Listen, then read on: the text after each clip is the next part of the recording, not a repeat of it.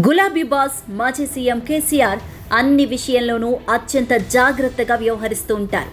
Telangana secretariat నుంచి మొదలు CM camp కార్యాలయం వరకు ఆయన పక్కాగా వాస్తుని ఫాలో అవుతూ ఉంటారు. ఇక ఈ విషయంపైనే చాలా మార్పులు చేర్పులు కూడా చేశారు. ఇక 2024 డిసెంబర్ 7న ఎర్రవల్లి ఫామ్ హౌస్లోని బాత్రూంలో ఆయన కాలు జారి పడిపోగా తుంటి ఎముక విరిగింది. దీంతో కేసీఆర్కు సోమాజిగూడ యశోద హాస్పిటల్ వైద్యులు శస్త్రచికిత్స చేశారు. దాదాపుగా 8 నెలల తర్వాత గులాబీ బాస్ ఫుల్గా రికవరీ అయ్యారు.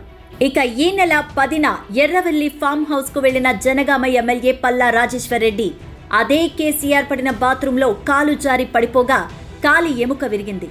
దీంతో హుటాహుటిన ఆయన్ను ఆసుపత్రికి తరలించగా వైద్యులు పల్లా కాలుకు సర్జరీ చేశారు. ఇక ఈ నేపథ్యంలోనే ఫామ్ హౌస్లో వరుస ప్రమాదాలు కేసీఆర్ను తీవ్రంగా కలవరపెడుతున్నాయి. దీంతో ఆయన ఫామ్ హౌస్ సిబ్బందికి కీలక ఆదేశాలు జారీ చేశారు. తాను ప్రమాదానికి గురైన బాత్రూంలో మార్పులు చేపట్టాలని చెప్పినట్టు తెలుస్తోంది. ప్రస్తుతం స్మూత్ గా ఉన్న టైల్స్ స్థానంలో కాలుకు పట్టు ఉండేలా గరుకైన టైల్స్ కానీ లేదా బండలు కానీ వేయించాలని ఆదేశాలు జారీ చేశారట. అయితే గత 2 రోజులుగా కేసీఆర్ ఫామ్ హౌస్ కు దూరంగా ఉన్నారు. ఏఐజీ హాస్పిటల్లో వైద్య పరీక్షల కోసం వెళ్లిన ఆయన హైదరాబాద్లోని నందీనగర్ నివాసంలోనే ఉండిపోయారు.